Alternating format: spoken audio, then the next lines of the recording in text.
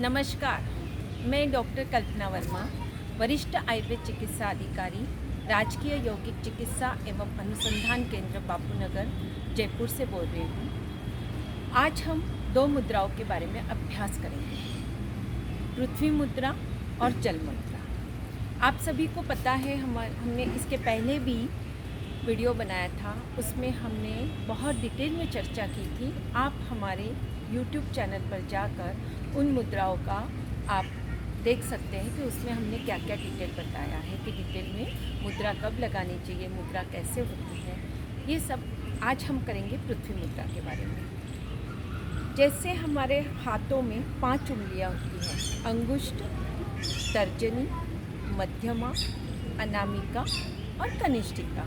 ये पांचों उंगलियों में 5 तत्व होते हैं, अग्नि तत्व, वायु, आकाश तत्व, पृथ्वी तत्व और जल तत्व। तो इसमें से 2 उंगलियां या 2 उंगलियां से अधिक उंगलियां भी मिलाकर जब हम कुछ मुद्रा बनाते हैं तो उसे अलग अलग मुद्राओं का नाम दिया जाता है। हर तत्व जो होता है वो हमारे इस मुद्रा के द्वारा हमारे शरीर में आता है और फिर उसका इफेक्ट शरीर पर आता है। ये अल्टरनेटिव मेडिसिन है, ऐसे नहीं कि इसी से पूरे आपके रोग का निदान होने और चिकित्सा होने वाली है। तो इसमें हम आज जो करने वाले हैं वो है पृथ्वी मुद्रा। पृथ्वी मुद्रा के लिए आपको 2 उंगलियों का सहारा लेना है। एक है रिंग फिंगर, जिसमें हम सगाई की अंगूठी पहनते हैं। इस रिंग फिंगर को और अंगुष्ठ को, इसको हम उसके अग्रभाग को स्पर्श करने वाले हैं। इस प्रकार जैसे आपने रिंग फिंगर उसका स्पर्श किया अंगुष्ठ के पास, इस प्रकार। आपको पता है कि जैसे हमने अभी अभी आपको ज्ञात करवाया था कि अग्नि तत्व होता है और इसमें पृथ्वी तत्व होता है। आपने बहुत बार देखा होगा, तिलक लगाते वक्त हम अंगुष्ठ से पहले तिलक इस अनामिका उंगली से तिलक लगाते हैं और अंगुष्ठ से उसको ऊपर उठाते हैं। तो ये जो दोनों तत्व होते हैं, इसके द्वारा हमारे अंदर की जो ऊर्जा है और जिसको हम लगाने वाले हैं तिलक, उसकी ऊर्जा हमारे शरीर के अंदर ग्रहण होती है और ये पॉजिटिविटी एक दूसरे के अंदर आते हैं, जिससे हमारे अंदर बहुत अच्छा ऊर्जा का एक संचार होता है।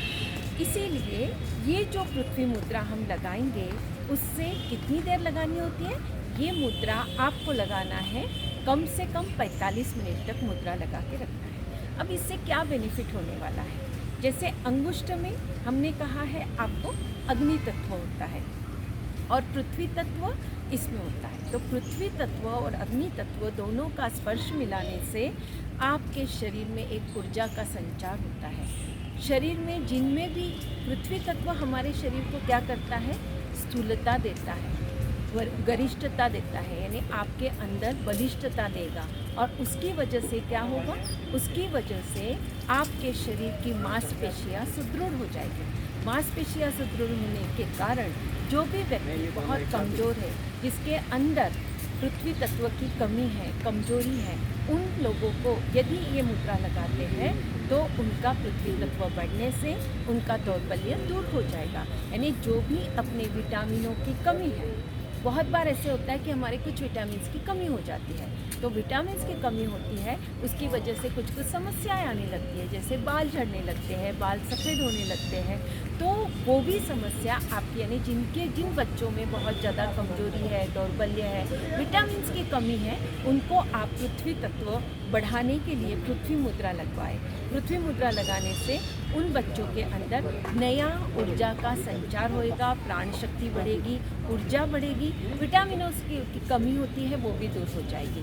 तो जिनको भी अपना वज़न बढ़ाना है, अपने अंदर ऊर्जा का संचार करना है, इवन प्राण शक्ति का भी, यानी ऑक्सीजन लेवल भी आपको बढ़ाना है, तो आप प्राण मुद्रा लगा सकते हैं। ये थे प्राण मुद्रा का फायदा, क्या क्या होता है और कितने मिनट लगाना है? 45 मिनट तक लगाना है। सभी व्यक्ति लगा सकते हैं, जो भी, जैसे बालक है, छोटे, वृद्ध है, महिला है, पुरुष है, कोई भी लगा सकते हैं। आइए अब हम दूसरी मुद्रा का अभ्यास करते हैं। दूसरी मुद्रा के लिए आज हम जल तत्व का मुद्रा का, यानी जल मुद्रा, उसे इंद्र मुद्रा भी कहते हैं, क्योंकि इंद्र देवता ही तो जल की वर्षा करता है, तो इसीलिए इसे इंद्र मुद्रा भी कहते हैं। वारुणी मुद्रा भी कहते हैं, वारुणी यानी जल का पर्यायवाचक है। तो उसके लिए आप सभी को पता होगा ये उंगली क्या निर्देशित करती है, जल तत्व। तो जल तत्व को हम बहुत बार ऐसे बचपन में बोलते भी थे, मैम मैम, तो उससे भी आपको याद हो जाएगा कि ये जो उंगली है ये जल की उंगली है। जैसे याद रखने के हिसाब से भी आप इसको कर सकते हैं। तो जल तत्व को यानी इस कनिष्ठिका उंगली को हम अंगुष्ठ से स्पर्श करेंगे, यानी आपका जल तत्व और अग्नि तत्व। शेष उंगलियां हमेशा मुद्रा में ये ध्यान रखना है कि यदि 2 उंगलियां स्पर्श करते हैं तो शेष उंगलियां आपको सीधी रखनी होती है। तो अंगुष्ठ और कनिष्ठिका दोनों को ऐसे मिलाएंगे और जो मुद्रा होगी वो जल तत्व के लिए बहुत अच्छी फायदेमंद होगी। अब जल तत्व, हमारा पूरा शरीर ही जल से बना हुआ है। हमारे शरीर में 80% भाग जल का है। तो बहुत बार क्या होता है, हमारे शरीर में जल की तत्व की कमी हो जाती है। तो जल का तत्व कम हो जाता है तो क्या होएगा, डिहाइड्रेशन होएगा।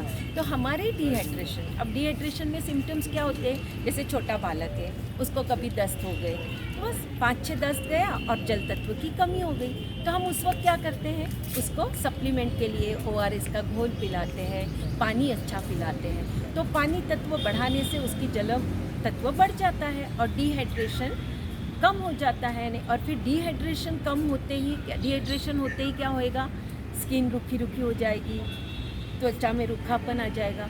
तो ये सारे सिम्टम्स को दूर करने के लिए क्या करना है, जल पिलाने के साथ साथ उसको जल मुद्रा लगा देना है। तो जल मुद्रा यदि हम लगाएंगे इस प्रकार तो उसका जल तत्व बढ़ जाएगा।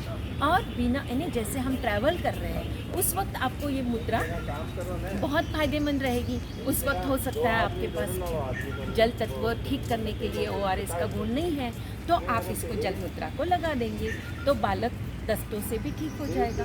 उसी प्रकार बहुत बार होता है गर्मी में भूख प्यास सताने लगती है। तो जब भूख प्यास सताने लगती है तो होंठ ड्राई हो जाते हैं, त्वचा में होठों पर रूखापन आ जाता है। तो ये होठों का रूखापन दूर करने के लिए बहुत बार ऐसे होता है कि किसी में वात का प्रकोप हो जाता है, तब भी रूखापन आ जाता है। तो उस वक्त भी आप उसको जल तत्व लगाने के लिए, जल तत्व बढ़ाने के लिए जल मुद्रा लगा लें तो उसके होठ जो रूखापन है वो ठीक हो जाएगा। साथ में आप उसके नाभि में भी सरसों का तेल लगवा दें तो उसका जल तत्व साथ साथ बढ़ते रहेगा।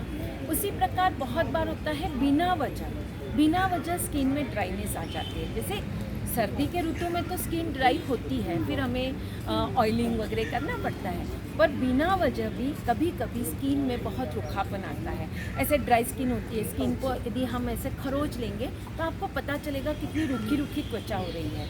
उसके लिए स्निग्धता लाने के लिए, जल तत्व को बढ़ाने के लिए हम उसे जल मुद्रा लगा लें। बहुत बार क्या होता है, स्किन में ड्राइनेस हो गई, शुष्कता खुश्कता हो जाती है, खुजली आती है, एक्जिमा, त्वचा रोग, फोड़े फुंसियाँ होना, मुख दुषी का होना, उन बच्चों की स्किन ऐसे बेजान सी लगती है।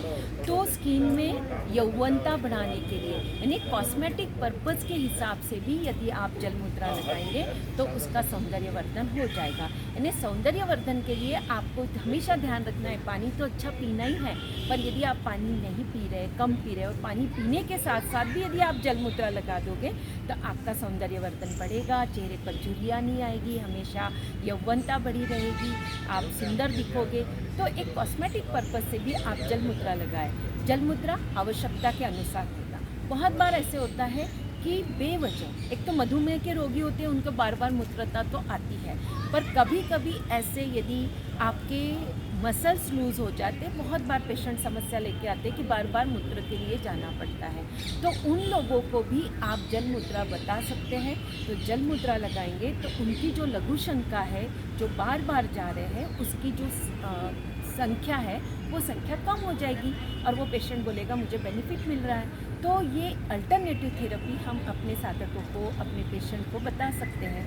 तो हमेशा पृथ्वी मुद्रा, जल मुद्रा, अपनी आवश्यकता के अनुसार आप अलग अलग मुद्रा हमारे आप YouTube चैनल पर जाकर भी देख सकते हैं। उसमें हमने इसके पहले भी अपान मुद्रा, वायु मुद्रा, प्राण मुद्रा, ज्ञान मुद्रा, इनका अभ्यास करवाया था और आज हमने पृथ्वी मुद्रा और जल मुद्रा का अभ्यास किया है। आप सभी को बहुत बहुत फ़ायदा मिलेगा। इसी के साथ मैं आपसे विदा लेती हूँ। धन्यवाद।